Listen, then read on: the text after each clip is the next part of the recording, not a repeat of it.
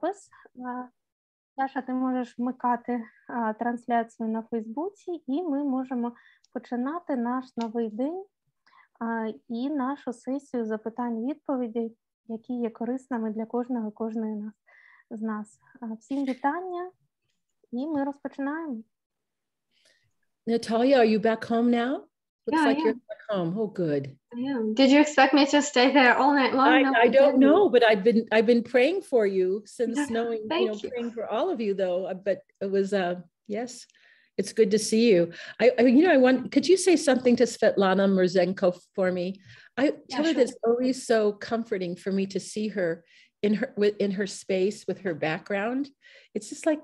So there's something about it that's comforting. For me, just let her know. Okay, I will let her know. Світлана, вам повідомлення від Елейн, що у вас дуже затишний задній фон за вами. Ага. Елейн дуже радісно на нього дивитися. So Anna just welcomed everyone and suggested that we start today's session. Great. Okay. So we want to welcome all of our listeners who are live, and we know that many of you listen to it later on Facebook. So welcome.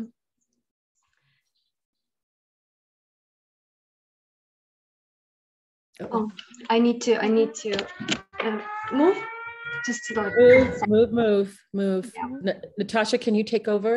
Yes. Yes, sure. So please go to safety, Natalia. Елейн, вітаю усіх і вдячна всім присутнім, хто сьогодні зміг долучитися. And so this would be a time as we're hearing the siren, the warning, for us to all perhaps use one of our skills right now, whether you know that I ground with my hands. Yes, maybe feel your body in your chair. If you need to go to safety, we encourage you to go to safety. Go ahead, Natalia.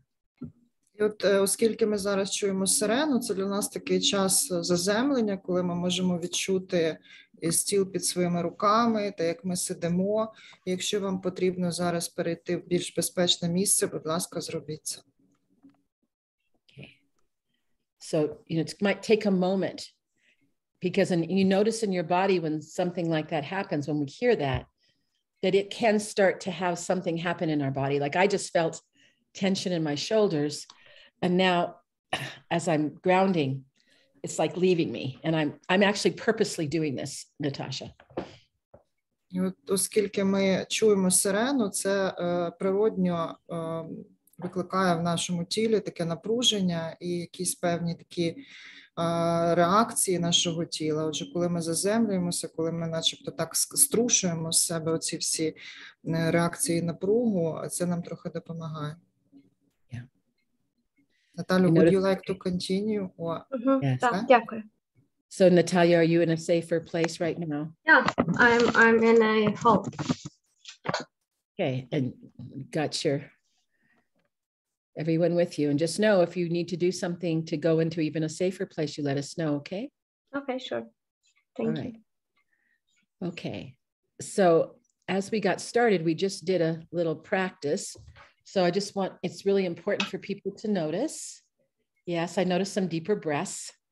Is if you notice your body coming back into a more restored place, just notice that. Notice how, even if there's still tension, try to notice the places in the body that are a little less tense or even neutral right now. І зараз, коли ви проводите цю практику заземлення, поспостерігайте за своїм тілом, за його відчуттями. Елейн каже, що помітила навіть на камерах, як дехто глибше вдихнули. Поспостерігайте за цими позитивними відчуттями, де звідки виходить напруга з тіла. Це може бути десь розслаблені м'язи або глибший подих. And Natalia, what are you noticing as you've gotten into a safer place in your home? What's happening on the inside for you right now?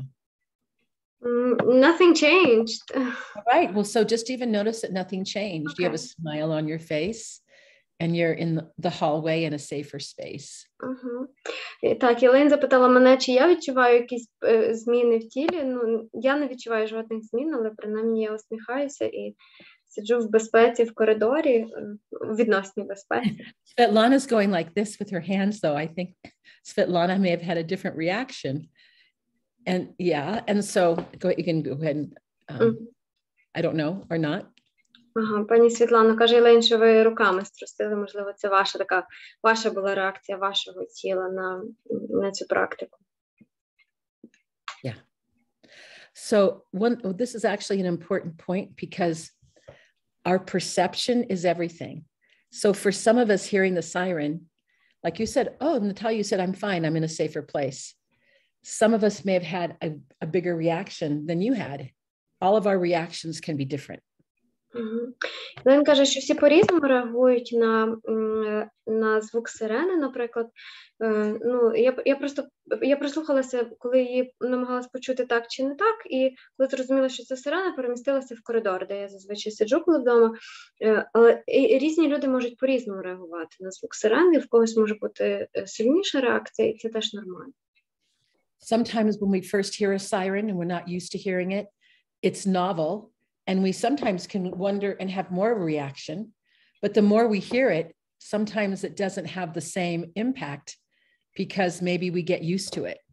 And that sometimes is not a good thing because when it sounds, it's telling us, it's warning us, right, that we could be in danger.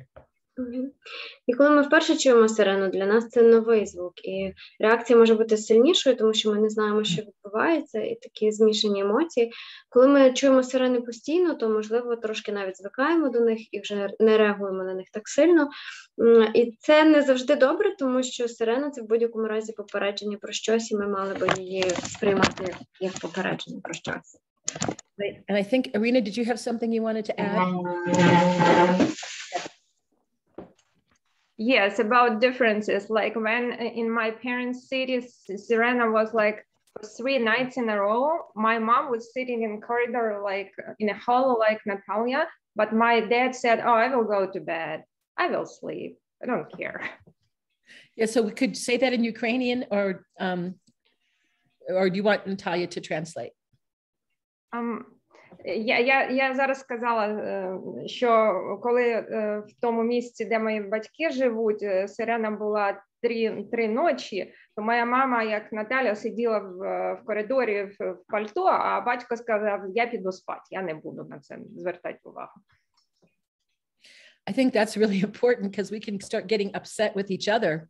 That one person says, why aren't you coming to safety? And the other person goes, I'm going to bed.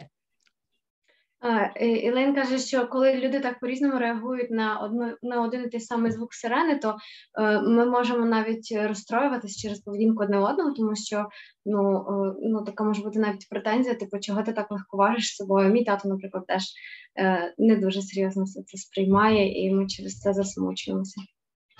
But there's another part that if you've heard the siren and then destruction happened around you, the siren is connected, your amygdala, that part of your brain that appraises threat, may always, like even after you hear the siren, you may still be in your high zone. It may take you a while to come back into your resilient zone because the nervous system gets charged up, even when the immediate danger is over. Але справа в тому, що коли лунає сирена, то в першу чергу вона достукується до тієї частини мозку, яка відповідає за нашу безпеку, і він зразу стає такий, як на стрьомі. І навіть коли, скажімо, небезпека минає, то може бути, що ще довгий час нервова система перебуває в стані такої готовності, тому що вона надовго застрягла в цьому стані. So, and remember that, the amygdala and that appraisal system, it's really part of how we're designed biologically to keep us alive so that we will either, run to a safer place or we'll do some kind of survival response that helps us and our family survive. Справа в тому, що маємо пам'ятати, це біологічна конструкція. Ми так влаштовані, і коли ми чуємо сирену, нервова система мусить зреагувати для того, щоб ми кудись побігли в безпечніше місце чи якимось іншим способом себе рятували. Yeah, but when it gets stuck into that high zone that we've talked about, or stuck in the low zone where the person's just blank and can't move, that's when some of the skills that we've learned can help when you're no longer in that danger, is trying to you know, waken up the nervous system if you're kind of in a state of shock and the threat is over, or to help to down regulate, like turn the volume down if you're stuck in the high zone. І, власне, тут нам можуть знадобитися всі ті навички, про які ми говорили в попередні дні, які покликані вивести нас із зони або збудженості, або пригніченості, бо реакція може бути різна. Хтось може сильно стривожитись, хтось може навпаки впасти в такий ступор. І сирена минула, небезпека минула, але ми досі залишаємося в такому нестійкому стані. От тоді нам допоможуть наші навички стійкості, які повертають нас у цю зону. So are there any comments or questions about the comments we've made so far before we go to maybe some new questions? Чи є у когось коментарі або запитання тут, або на Фейсбуку, на трансляції, щоб ми, по цій темі, щоб ми договорили? Якщо ні, то ми можемо рухатися далі по запитаннях. Або не по цій темі, правильно, Аня? Ми можемо будь-які запитання говорити. Під трансляцією на Фейсбуці наразі немає запитань, тільки слова привітання. То якщо немає учасниць запитань, чи є, чи немає, не бачу. Не бачу. Ой, пані Світлане, а потім у мене є запитання, яке я отримала напередодні нашого вебінару, я отримала його в приватних повідомленнях, і я потім, якщо залишиться час, я його задам сьогодні або наступного разу. Пані Світлана, вам слово. Тільки дозвольте мені хоч 2 слова перекласти, добре. So we have no questions here nor on Facebook, but Svetlana has a question, and also Anya has a question from yesterday, so she would like to ask that if we have time today. Okay, great. So you want to have Svetlana go first? Yeah, we have Svetlana go first. Пані Світлана. Я просто хотіла поділитися з вами радістю. Сьогодні вийшли до нас на зв'язок люди з Маріуполя. Вони виснажені, вони п'ють гарячий чай. Я дуже щаслива. Це ваші рідні, друзі? Так, це з Чернівців. Вони тут, але жили в Маріуполі. І вони сьогодні тільки вийшли до нас на зв'язок. Я щаслива, що вони живі. І вона сказала, що Бог допомагає. Да. Дякую. І вам дякую. So Svetlana just shared a great news for herself and for all of us. Some friends of hers who were born in Chernivtsi but actually lived in Mariupol over the past time, they gave her a call or texted her today, so she knows that they are alive, and they told her that they are alive, drinking some hot tea and holding on and staying strong. And they also said that God helps them to get through all these things they're currently going through. So that's a nice news, great news from Svetlana to all of us about her dear ones. Such a hopeful message. Thank you for sharing, Svetlana. Thank you. Да, дякую вам, Світлана, що поділилися. Це і справді вселяє таку надію, коли хоч хтось виходить на зв'язок, нам завжди радісніше. Yeah. Irina, you have your hand up? Я хотіла сказати, зараз, коли ми всі почули цю радісну новину, також подивитися, прислухайтесь до свого тіла і почувствуйте те, що ви зараз почували. Я впевнена, що багато з нас почули щось, чи тепло, чи легкість, чи я не знаю, це може бути дуже різне. Я хотіла сказати, що в нашому обичному, не знаю, як сказати, житті, ми не прислуховуємося до наших позитивних відчуттів. Ми знаємо, оце болить, оце тягне, оце стріляє ще, але ж ми не знаємо наші позитивні. Це дуже-дуже важливо, і я вчу моїх клієнтів цьому новому язику, новій мові нашого тіла, позитивній. Це дуже важливо. Дякую. Are you going to translate for me, Natalia, into English? Yeah, sure.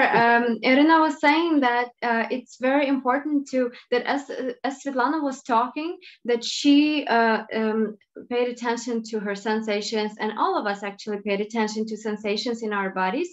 and that actually paying attention to these positive sensations is something we're not regularly used to do, because we mostly sense what hurts, what pains, and what's not okay in our bodies. But this new language of positive sensations is actually extremely important for all of us to learn and to be using as we go through this war and as after we end it and get back to normal life. Thank you, Irina. There's actually a lot of neuroscience behind what Irina is saying. That some of the, our leading scientists are saying that when we're able to pay attention and read those body sensations that are connected to our well-being, that we actually have circuits in our brain that are connected to our well-being, and that expands. So, Ілейн каже, що це насправді важлива дуже заувага, тому що підтверджено нейробіологією про те, що в нашому мозку є контури благополуччя або мережі благополуччя, і що більше ми звертаємо увагу на відчуття приємні у тілі, на приємні сигнали з тіла, то більше активуються ці контури і розширюються. Тобто ми оці нейрозв'язки благополуччя у своїй нервовій системі і в мозку цим підкріплюємо. There's a famous American scientist. Her name is Dr. Christina Bethel. She's at Johns Hopkins University. Mm-hmm. And she did a study of children who had a lot of adverse childhood experiences, which of course war would be an adverse childhood experience. But what she found was that, okay, I'm sorry. І є цілий пласт наукових досліджень, який це підтверджує. Є така науковиця Крістіна Беттел, вона працює в університеті Джона Хопкінса, це, якщо не помиляюсь, Нью-Йорк. І вона досліджувала негативний досвід дитинства, а війна зараз для багатьох дітей залишиться як негативний досвід дитинства. І дійшла певних висновків з приводу того, про що ми говоримо. So she had a definition of resilience, which is a child's ability to stay calm when faced with challenges or adverse conditions. І вона дійшла до висновку того, що стійкість, дала таке визначення стійкості. Стійкість – це спроможність дитини залишатися спокійною, навіть коли вона стикається з неприємним або негативним досвідом. So as Irina is talking about the importance for all of us to pay attention to those sensations that are more pleasant, right? Or coming back into the zone. It's really important if you have children that you are with, that you explore with them if they're sensing being calm at all, or are they so charged up? Because children may present this in different ways. And for example, a child stuck in the high zone may be running all over the place and doing things and driving the parents and people crazy, that are in there. But other children are just like shut down. They're quiet. They go in a corner. They kind of cuddle up with a blanket and they don't say anything. But both of those can be dysregulated states. І дуже важливо проговорювати це зі своїми дітьми, тому що діти не завжди відчувають чи проговорюють ці самовідчуття так напряму. Але коли дитина перебуває у зоні збудженості, то вона може бігати, вона така гіперзбуджена, це видно по дитині. Або навпаки, в зоні пригніченості дитина в шоці, дитина майже не реагує, вона в такому якомусь затуманеному стані. So for example, I've done this with children who are in that high zone state where I'll go, oh, I wonder what it would be like to be a turtle. How slow does a turtle move? And so I'll start moving like very slowly, like my version of a turtle. And then they'll look at me and they go, do you want to be a turtle with me? Or can you think of another animal that moves very slowly? I can remember one little boy going, oh, an elephant. I can be an elephant. And he had his hands as the trunk of the elephant. So that's a way to work with a child in a kind of conversational way and a fun way for them. І з маленькими дітьми можна навіть в режимі гри все це робити і проговорювати. Коли дитина така гіперзбуджена і ми не знаємо, як її стишити, можна просто її запитати: ой, слухай, ти не знаєш, яка тваринка рухається так прямо супер повільно? Що це могло би бути? Або, о, я зараз побуду черепашкою. Ти хочеш побути зі мною черепашкою? Як вони рухаються повільно? Діти зазвичай підхоплюють таку гру. Дітям цікаво, і вони можуть запропонувати якісь свої версії тваринок. Один хлопчик каже: Ілейн в такій розмові сказав, що він буде слоном, він склав руки в хобот слонячий, і він був таким великим неповоротким слоном. І ці ігри, це сповільнення тілесне, воно допомагає стишити також нервову систему дитини, яка перебуває в зоні збудженості. And in the opposite way, if a child is in that low zone, and you see them sometimes because they'll just collapse and they feel sleepy all the time, you can also ask them for an animal. I go, oh, I love bunny rabbits. How fast do bunny rabbits go? Do you want to be a bunny rabbit with me? And we'll be a bunny rabbit together. I mean, I do lots of foolish things to, you know, to demonstrate with children, but it's also, it helps to wake up their nervous system. And you can see the animation come back to them. Okay. З дітьми, які навпаки впадають в такий умовний анабіоз, в цю зону пригніченості, вони можуть бути сонливі, вони постійно мляві, вони нічого не хочуть. З ними спрацює протилежна гра, типу, давай побудемо зайчиками, або як стрибають чи бігають зайчики. Я думаю, можна придумати інших тваринок, які суперрухливі. І це фізичне розганяння тіла, воно пробуджує нервову систему, яка хоче так от закритися і замкнутися. Тобто Ілейн каже, що все це виглядає таким, ну, типу глупим збоку, але насправді це ефективні і науково доведені способи роботи, власне, з нервовою системою.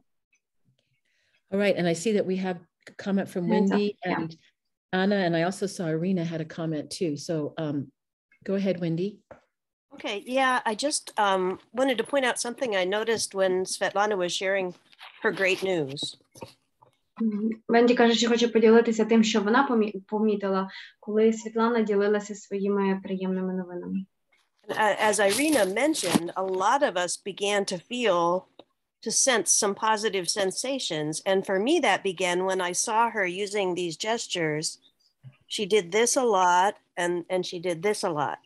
So without even translation, I knew something good was coming. You mean for Svetlana, right? For Svetlana. Okay. For all of us. I knew she was going to share some good news because of those gestures. Окей. І Венді каже, ще коли Ірина договорювала щось про позитивні самовідчуття і про те, як нам реагувати, пані Світлана вже робила такі жести, тримала тут руку, потім склала руки отак, і Венді вже тоді знала, без перекладу і без слів, що пані Світлана збирається сказати або відчуває щось хороше і позитивне. And the reason I wanted to point that out is that we went over it in the original 4 webinars as another skill. Gesturing and spontaneous movement is another skill. І чому Венді зараз про це говорить? Тому що в перших 4 вебінарах, з яких ми починали цю щоденну тепер серію, ми говорили про те, що жести теж є такою навичкою, спонтанні жести, спонтанні рухи тілом теж є навичкою, яка допомагає нашій нервовій системі. And once you identify what some of the gestures are that help you calm down, we might call them self-soothing gestures. For me, it's this a lot, hand on my chest. І якщо ми з'ясуємо, які жести заспокоюють нас самих, то ми можемо навіть ними свідомо користуватися як однією з навичок. От Венді показала для неї це таке погладжування по грудях. Це її навичка самозаспокоювання. У всіх людей вони можуть бути різні, тобто треба для себе з'ясувати, які це ваші жести. And now that I know Mike, who often is on our calls with us, one of his is to do this on his chin. Це Майковий жест, так погладжувати свою бороду. And for everybody, it's different. But once you identify what that is, that can be another skill that is very easy to use to bring yourself down into, when you hear a siren or anything like that, to bring you back to your resilient zone. І щойно ви визначите ці навички, ці жести для себе, тобто що вас заспокоює, ви можете цим свідомо користуватися як готовою навичкою, коли стається щось, що трошки може вихитати зі зони стійкості, наприклад, звучить сирена, і ви такі, я знаю свій жест, я себе там погладжу, чи обійму, чи ще щось. And as with all the skills, the most out in their arena, yeah, that's another one. Yeah, your watch. Anna has her watch. Yeah. Yeah. Ірина себе обняла, Аня за годинник себе потримала. У всіх нас насправді є такі жести. And the important thing, now that you shared those, I want to ask you if you could put it in the chat or unmute yourselves and share the sensations you felt when you did this or when you did this. А зараз Венді просить поділитися в чаті або голосом, які самовідчуття на рівні тіла ви відчули приємні, коли зробили оцей свій жест, оце, чи в кого він який, якщо хочете, звичайно. Я можу сказати, що моя наче грудна клітка трошки розширилася. Ірина Сергій, час expanded. Great. So that's all I had to say. I just wanted to point that out because I saw her doing it so vividly, Svetlana, and I just wanted to point out, here's another opportunity we have to remember some of the other skills we haven't talked about in a little while. Венді каже, просто хотіла зауважити це, тому що побачила, що Світлана робить постійно такі явні жести, і нагадати, бо ми про жести говорили в попередніх деяких семінарах, нагадати, що це теж та навичка, якою можна користуватися наряду з усіма іншими. You know, and also I want to add to what Wendy's saying, because with children have self-soothing gestures. I think some of them they used from the womb. And many of our children, for example, suck their thumb. And when they suck their thumb, I'm going to suck my thumb right now. It's going to look weird. They'll go like this with their hand on their face, or they'll get a little blanket and they'll rub the blanket when they're sucking their thumb. So these kinds of of course, when they get older, we don't want them to continue to suck their thumb. But sometimes you'll see children, and I do this, I'll go like this with my hand. And I know this is from when I was a thumb sucker as a little kid. So I would do that with my hand. So when we're trying to engage children, some of the things that they may do may be irritating to their parents or to their teachers. Так, Ілен каже, що в дітей насправді теж ця навичка дуже розвинена, тому що вони часто роблять такі різні жести, які їх заспокоюють. Деякі з цих жестів тягнуться за дітьми ще з утроби. Багато хто може смоктати палець і при цьому гладити себе цією там долонею по руці, або хтось себе загортає в ковдрочку також до лиця. І Ілен каже, що сама навіть за собою помічала, що вона дуже часто робить такі жести, і, можливо, це в неї залишилося з самого дитинства. Також важливий момент, жести дитячі можуть часто дратувати дорослих. Вони батьків там чи вчителів можуть бісити. І треба пам'ятати про те, що це можуть бути якраз ті жести, які допомагають дитині самі заспокоїти свою нервову систему. So like, for example, my daughter does this, and I didn't realize in the beginning that it was something, look at, I think, is it Olesia? She's doing the same thing. That's her self-soothing gesture. But oftentimes somebody would say, stop doing that to your hair, right? So I've learned not to do that. Or there is a movement that happens with many children who have a lot of anxiety, and they'll start moving their leg really fast. And you'll say, stop moving their leg. And that's actually a way that they relieve the tension in their body. So if you can just say, oh, I notice that your leg is moving, just let it move the way it wants to. It often will continue to move fast, and then it slowly stops and starts to shake out. So these are very important things that Wendy's underscoring, not only for us as adults, but for children. Ілен каже, що те, що Венді про це заговорила, це дуже важливо і потрібно, тому що дехто ще може, наприклад, крутити волосся, Олеся знає, про що мова, так? Хтось може трусити ногами, так сильно-сильно трусити ногою. І це теж дратує, і нам хочеться сказати цій людині, перестань трусити ногою. В моєму житті є така близька людина, яка постійно трусить ногою, і це бісить. Тому варто згадати, що вони роблять це не тому, щоб нас бісити. Вони роблять це тому, що нервова система потребує зараз вивести напругу з тіла саме в такий спосіб. І замість того, щоб казати перестань, треба просто дати дитині чи людині дорослій навіть витрусити це все з себе, воно потім так стишується, це трусіння ногою стає повільнішим і стихає, тому що нервова система викидає ту напругу, яку має в собі. I used to tell one little story. One time I was doing a training for a group of people, and on the second day of the training, this woman came up to me. She said, "Thank you so much for telling me about the leg that moves fast. I've been married for 5 years, and my husband's leg drives me crazy. And I'm always telling him, stop moving your leg." And I went home last night and apologized to him. And he started to cry because no one had ever acknowledged how that leg actually helped him to calm down. That's the honest to God truth. Yes. That's a nice story. Yes. Елейн каже, що якось читала тренінг і розповідала там також про це. На другий день тренінгу до неї підійшла жінка, яка сказала: ви знаєте, дякую вам за те, що ви розказали мені про цю трясущуся ногу, тому що я заміжня 5 років, мій чоловік постійно трясе ногою, і всі йому завжди кричать: перестань трясти ногою. А я оце вчора прийшла додому і сказала йому: ти знаєш, я розумію, звідки це, я розумію, чому ти так робиш, тому, будь ласка. Він розплакався, тому що ніхто ніколи йому не пояснював, і ніхто ніколи не приймав його з цією рисою, а насправді це просто біологічно так влаштовано. Okay, I see that Anna has had her hand up for a long time, so she has a comment or a question. Так, я хотіла додати, поки говорила Елейн, у мене, якщо ви не проти, я спершу додам до того, ту ідею, яка у мене виникла, коли говорила Елейн, а потім задам запитання. Мені дуже сподобалась ось ця ідея пограти в зайчиків, в черепашок, в якісь такі цікаві речі, і я подумала про те, що було б чудово, якби ці ігри додати до них елемент казкотерапії.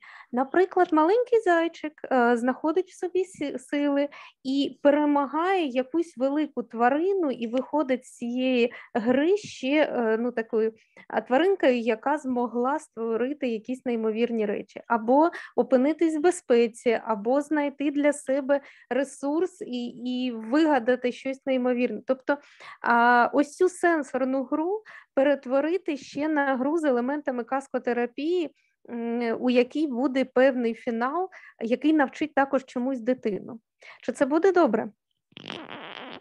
So Anya was offering a commentary about this nice play that you suggested for the kids with animals and bunny rabbits and whatever. So another wise idea is whether it would be useful or not to use this game also as a fairy tale therapy, so to say, or storytelling therapy, that you not just ask a child to act as if we are bunnies, but also create some little story about that bunny, suggesting some ideas that might have happened to him and how he ended up having a happy end out of something, so that we teach a child through the story as well, not just act as some bunnies, or create a resource. The story might also become a resource with this happy end in itself. So what do you think of this idea?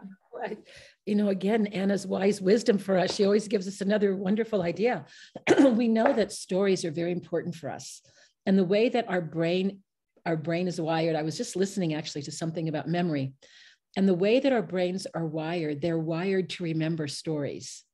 And stories that have, let's say, healing aspects to them, stories that have a heroine or a hero in them. Those are wonderful things for children right now. And also for them to be creative. Oftentimes children will put a hero or a heroine into their stories. Mm-hmm. But the other thing you can do with them is if you have a group of children together, they can act them out.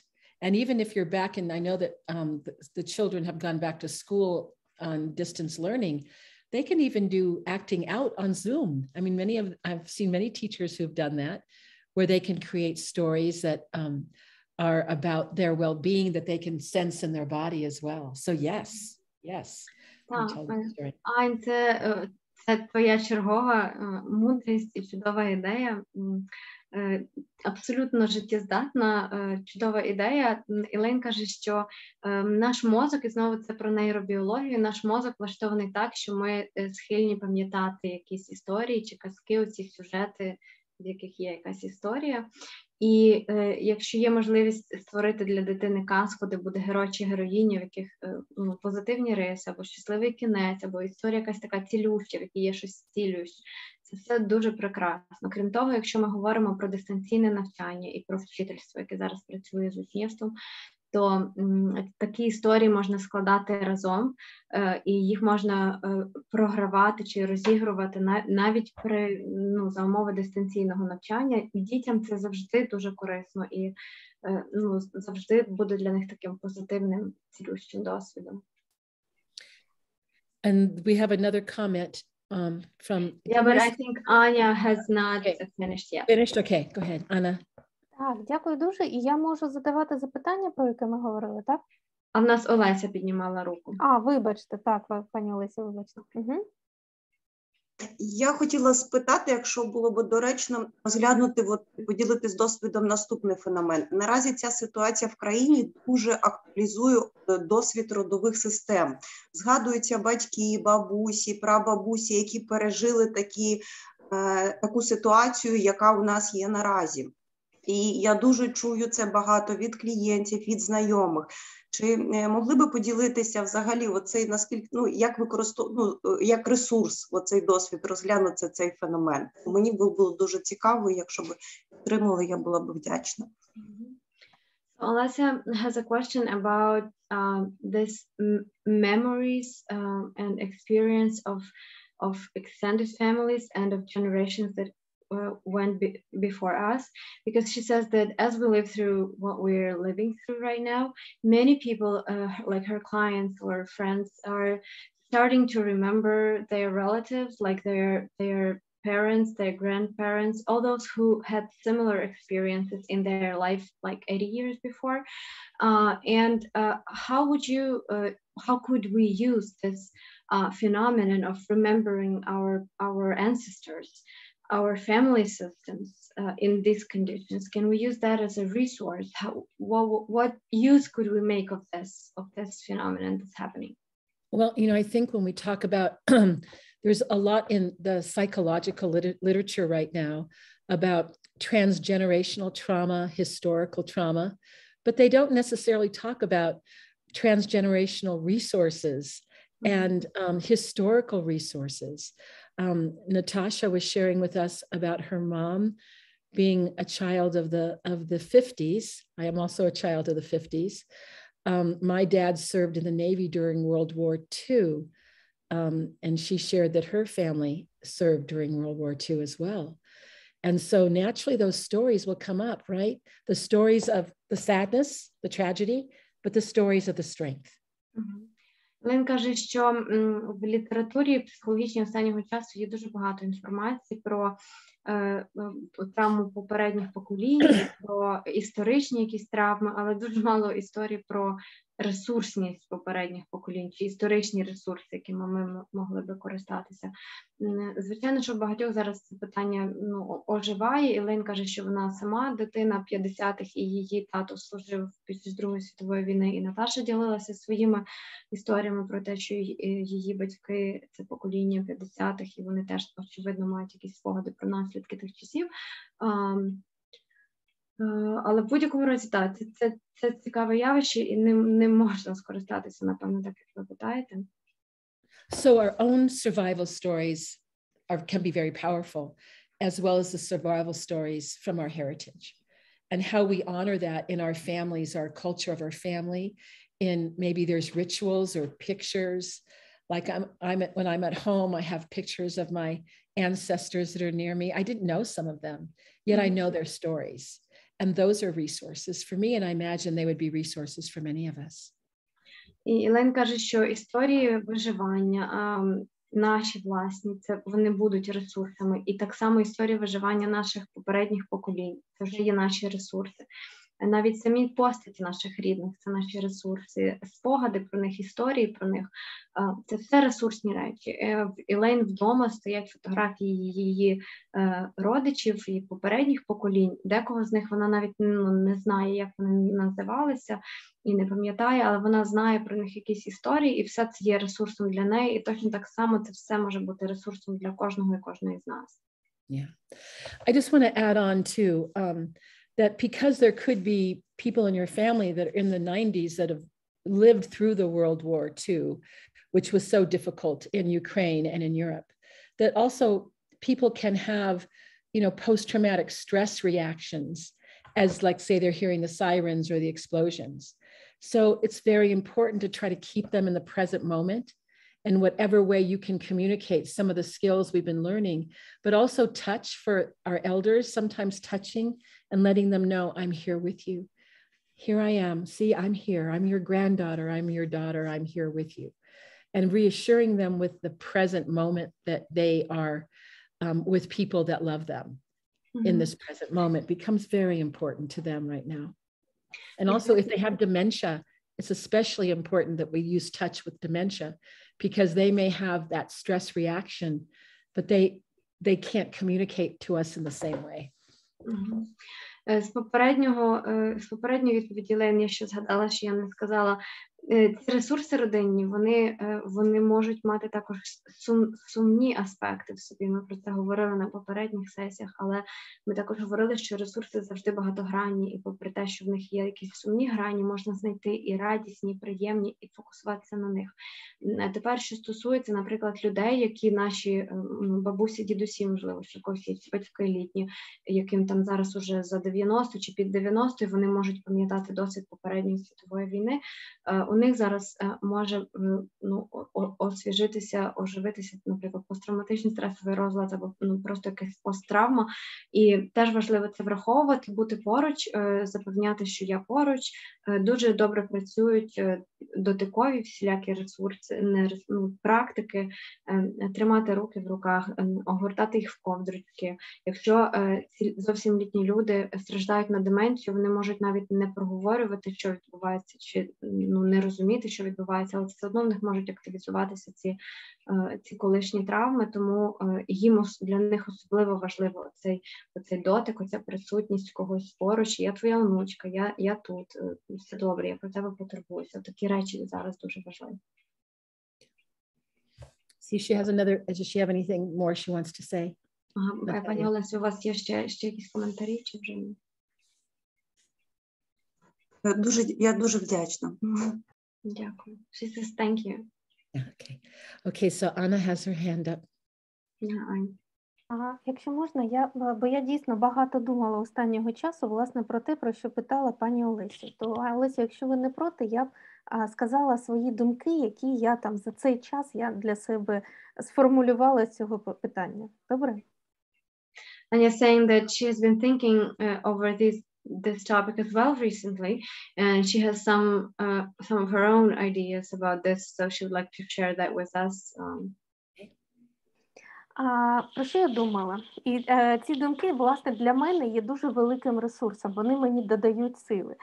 Бо я дійшла до висновку, що в моїй родині, яка проживала на території, близько ось території, це була територія України, і це були люди, які проживали на території того часу, це Російська Федерація, і вони, мої бабусі, прабабусі і прапрабабусі, вони пережили і Першу світову війну, і Другу світову війну, і у мене в родині є люди, які пережили Голодомор.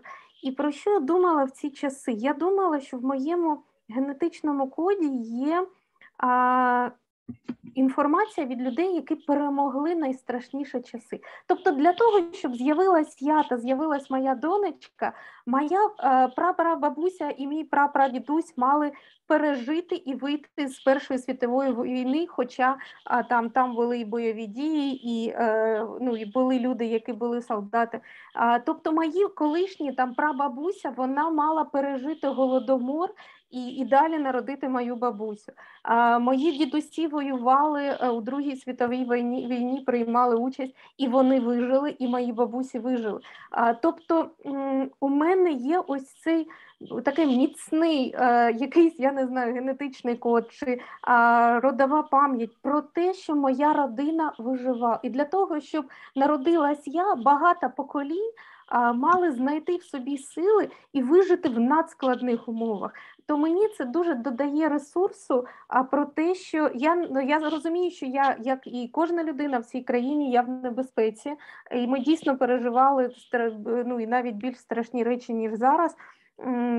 Я тут в відносній безпеці зараз, у мене тут тільки тривоги та літаки іноді, але принаймні бомби не летять на голову. Але в мене це є. Тобто я нащадок людей, які перемогли дуже страшні речі. І мені це дуже додає ресурсу. Let me translate that shortly. Anya was saying that she's been thinking a lot recently about her great-grandparents, grandparents, about all her generations that went before her, many of them had to live through very difficult circumstances, like the World War I, World War II, like Holodomor, the famine in Ukraine, man-made famine that took 8 million lives in 2 years. And many of her great and great-grandparents had to live through very difficult conditions, and to survive, to stay alive, in order for her and her daughter to be born in these more peaceful times. And that in her genes, she already has those survival resources or survival knowledge. I mean, she says, I know I'm in danger. All of us are in danger right now in Ukraine. She's in a relatively safer place right now, but she still remembers all those people who came before her, and she thinks that their survival has actually made her life possible, and they are a resource for her now. І це моя відповідальність перед їх пам'яттю про них, і це моя відповідальність перед тими моїми нащадками, хто буде після мене. And it's her responsibility to them, before them, well, I guess to stay alive or to stay safe, and her responsibility to the people who will come after her, to her grandchildren and great-grandchildren, to be safe, to stay alive. Yeah. So I'm going to invite Anna and any of us who are touched by what she's saying to notice what happens on the inside when we think about this transgenerational strength. I'm just going to pause for a moment, really notice. Okay. Елен пропонує зараз справді нам так стишитися, зупинитися на хвильку, а Ані і всім іншим відчути, що ми відчуваємо зараз всередині на рівні тіла, коли думаємо про цю поколіннєву силу, про цю родову силу, яка з нами всіма, напевне, є. І відчути, що ми відчуваємо на рівні тіла.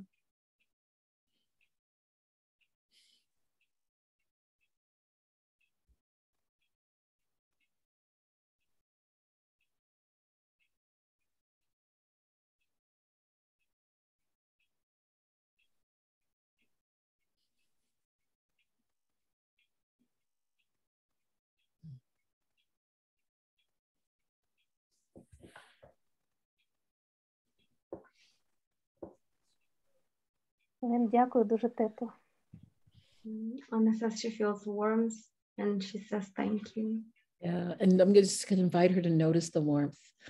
And for all of you that noticed something, you may want to put it in the chat or not, what you noticed on the inside as you thought about your ancestors. Аня, тепер просто зосередься на цьому теплі, і всі, хто написали про тепло, пані Світлана, зосередьтесь на цих відчуттях. Svetlana wrote she feels warmth and gratitude. Olesya wrote that she feels calm and wants to straighten her spine, and she feels like additional foundation. Yeah. Наталі, у нас є дуже важливий коментар в Фейсбуці. Коли буде зручно, скажи мені, я прочитаю. Добре? Я думаю, що можеш прочитати. Anya says we have a very important commentary from Facebook. Oksana wrote she had tears in her eyes. Yeah. Yes. So we always like to notice the tears. I have to say I had tears in my eyes as well. I love that connectivity across the ocean, across the world, that when we're touched deeply by something or someone else's story, that it resonates in our own heart. So how we're one shared humanity. There's so much goodness in us. And I think that Anna just reminded us of all that. Elaine каже, що вона теж просльозилася, і наскільки це важливо помічати і сльози, і важливо так, що ми про це зараз говоримо, бо ми сидимо по різні боки океану, між нами 10 тисяч кілометрів, а реагуємо на зворушливі речі однаковим чином. І це про те, що ми всі люди, і в нас насправді дуже багато спільного, попри всі наші розбіжності. Irina wrote she had her heartbeat accelerated. see if there's any other comments, anything else anybody wants to say, or sometimes remembrances may be coming to mind if anybody else wants to share anything, either those of us that are on Facebook or on Zoom. We have a comment on Facebook. Добре. Коментар від пані Марії, вона пише, що сильні риси української нації загалом та кожного, української нації загалом та кожного, особливо члена сім'ї, зокрема, на мою думку, це надресурс.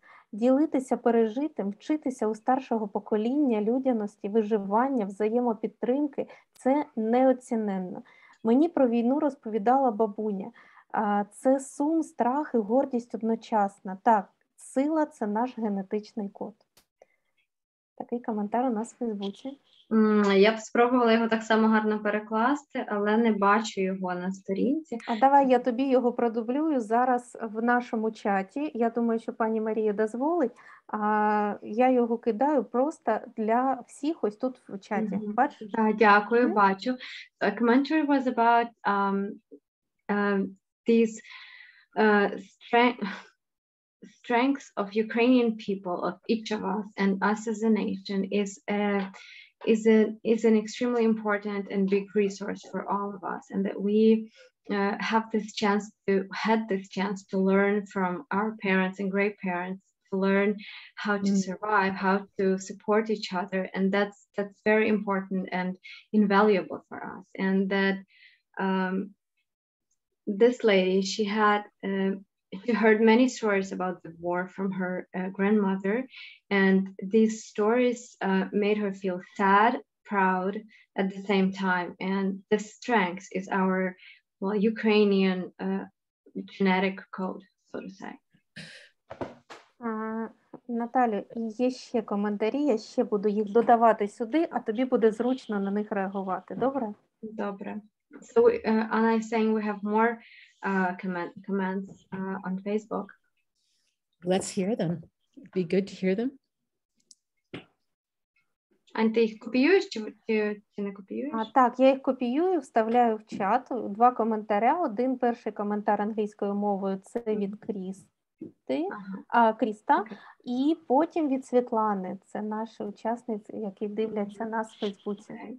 So we have this commentary from Krista Tinari. It's in English, so you can actually read it in this chat in English, and I will translate it back to Ukrainian. Наша партнерка з університету Еморі Кріста Тінарі написала коментар про те, що вона, коли вона думає про оцю міжпоколіннєву силу українського народу, вона її це наповнює силою в руках і ногах, і вона просто зачудована цим.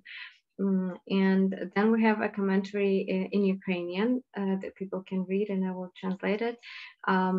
I remember my great-grandmother and grandmother taking care about people during the war. They told these stories during the war and after the war, and I feel proud for them in my chest. Yeah. So I absolutely love that people are remembering all these wonderful stories that are about the strength of Ukrainians. I loved about the genetic makeup of strength. So I just want to spend another moment to just pay attention to those sensations connected to these wonderful comments that are coming on Facebook. And if there's one in particular that lands in your mind that you can sense, that would be an important thing to do. Ілен каже, що їй дуже сподобалося про силу як генетичний код українців, і взагалі всі коментарі дуже зворушливі, дуже важливі. Пропоную нам ще трошечки зосередитись на тому, що ми зараз відчуваємо в тілі, коли про це думаємо, коли стільки спогадів зразу багатьох із нас піднялося, коли ми підняли взагалі цю важливу тему родової пам'яті і зв'язку поколіннєвого.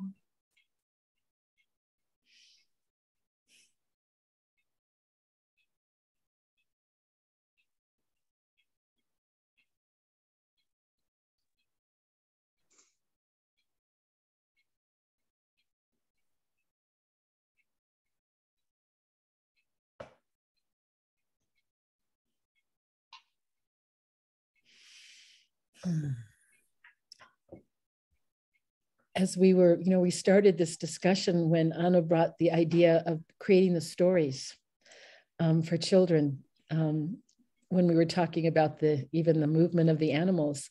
But I was thinking about, what has happened in the last few minutes as these are the stories of the Ukrainian people.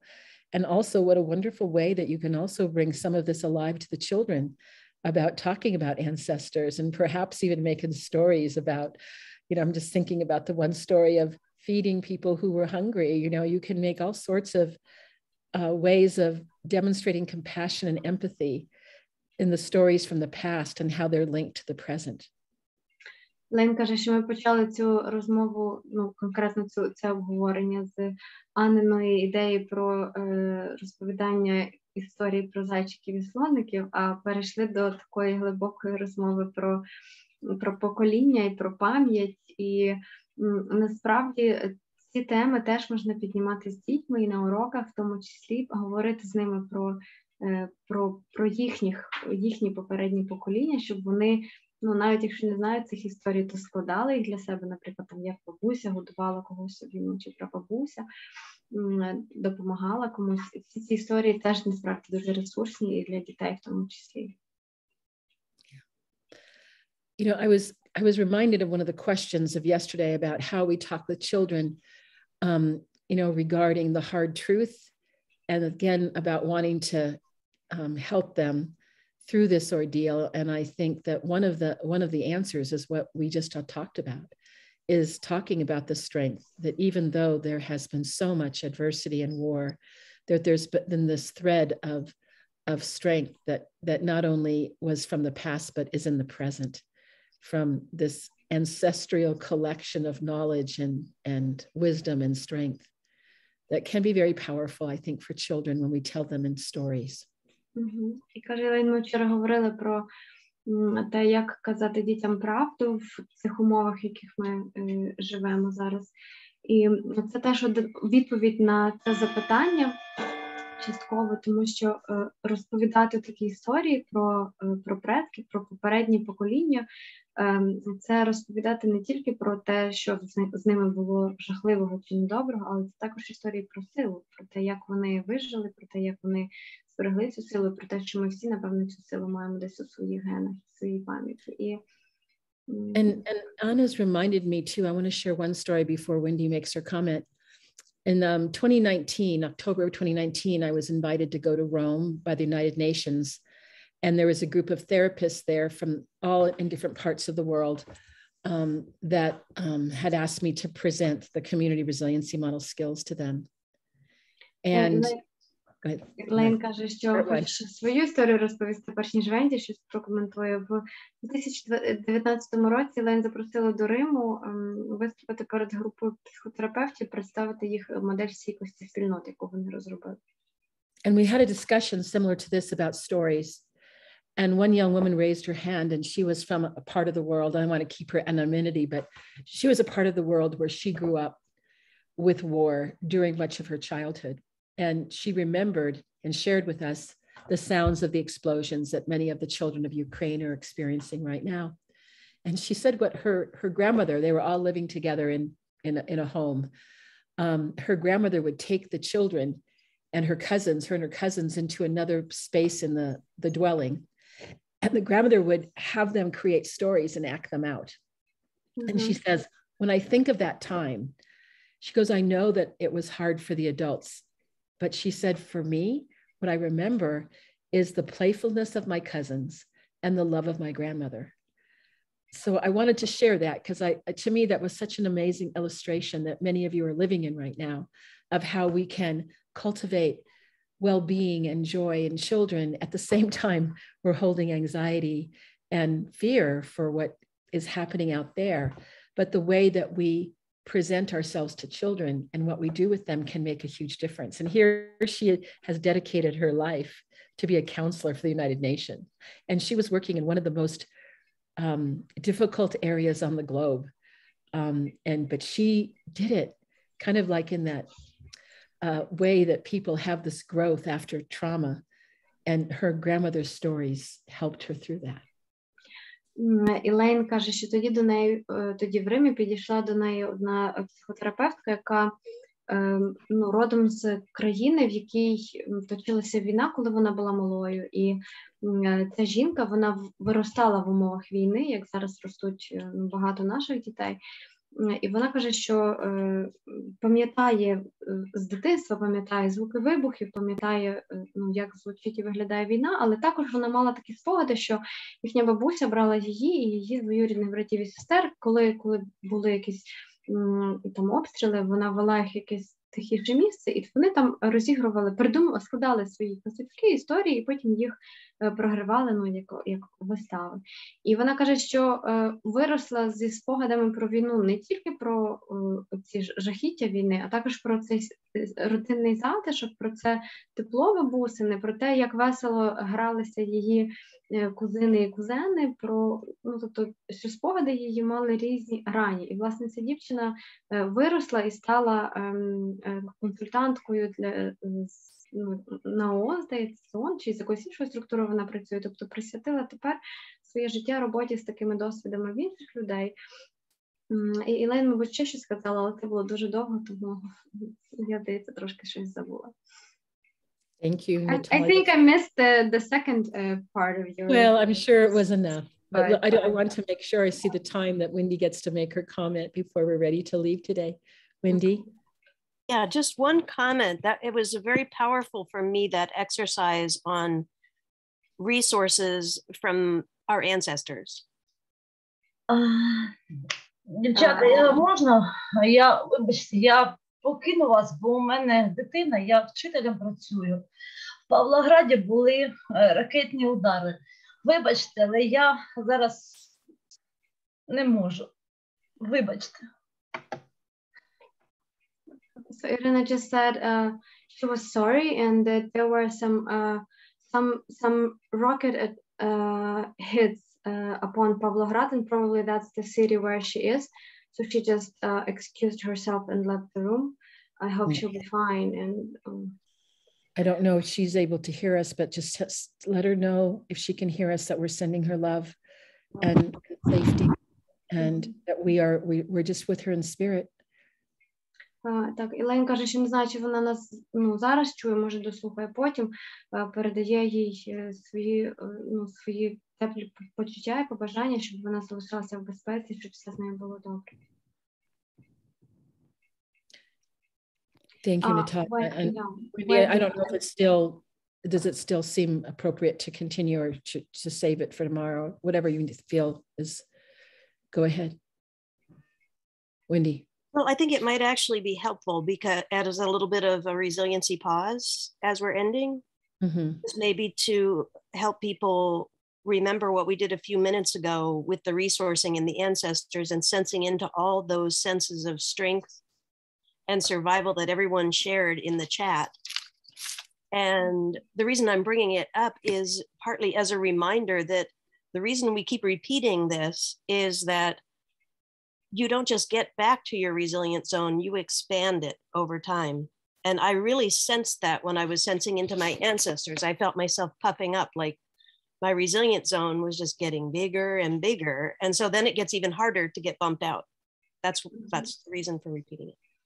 Так, Венді пропонує завершити сьогоднішню сесію, повернутися ще трошки до цих ресурсів поколіннєвих і пам'яті, про які ми говорили перед тим, спробувати справді відчути, що ми відчуваємо на рівні тіла, коли про них згадуємо чи думаємо.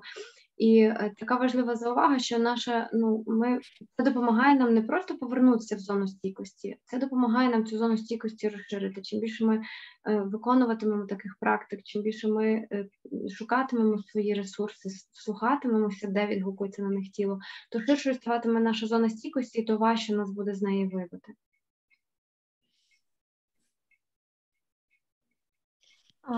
Наталю, у нас в Фейсбуці є дуже важливий коментар.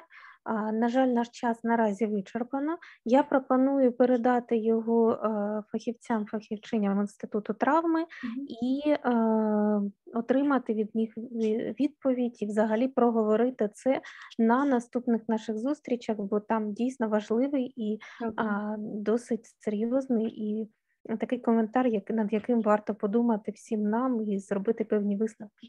Добре. Anna was saying that we have a very important and profound commentary on Facebook that Yes. we don't have time for it right now, but I will send you an email Okay. with it. Yeah, and it's something really important. Anna says that we would like to We spend want to some have time tomorrow. Yeah, Okay. tomorrow or during next sessions. Okay. But for now, we have to finish. So I just want to say to everyone, you know, I think that we are in a very, in some ways, here we are on Zoom, on Facebook. Some of us are in the safety, like in America, like we are. I realize this is a place of advantage. And we want you all to know how our hearts, our spirits are with you. I saw the look of her face, and certainly how could we not be affected by seeing people that are with us in a place of gathering of support and see them impacted right in real time. So it's very important for all of us that we do whatever we can right now to, you know, be with the people that we love, give them a hug, paying attention to the present moment in what is true right now, and hopefully being in a little safer place if possible. And if you are in a place where there is active shelling, to please get into places of safety. And just our prayers and hearts are with you. Thank you, Elaine.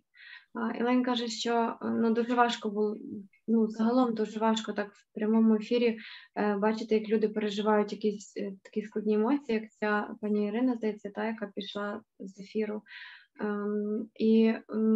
Але загалом вона каже, що вони, наші американські друзі, зараз попри те, що перебувають в безпечному місці, в Америці зараз спокійно, порівняно з нами, вони серцем і духом з нами, вболівають дуже за нас, переживають дуже за нас. І нагадує нам Елейн про те, що навіть де би ми не були, в наскільки безпечному чи небезпечному місці, по-перше, завжди шукати безпечнішого місця для себе, якщо є можливість, а по-друге, завжди бути в теперішньому моменті, не забувати обіймати своїх дітей і рідних, не забувати про всі такі важливі речі, про які ми з вами тут говоримо, і ми всі сподіваємося зустрітися завтра. So until tomorrow. Так, до завтра. Thank you. Дякуємо дуже. Чекаємо зустрічі завтра. Готуємо свої запитання і, як завжди, говоримо про найскладніші теми і про нашу історію сьогодні. Дякуємо дуже. До завтра. Дякую. Thank you and see you tomorrow. Have a nice day. Bye-bye, everyone.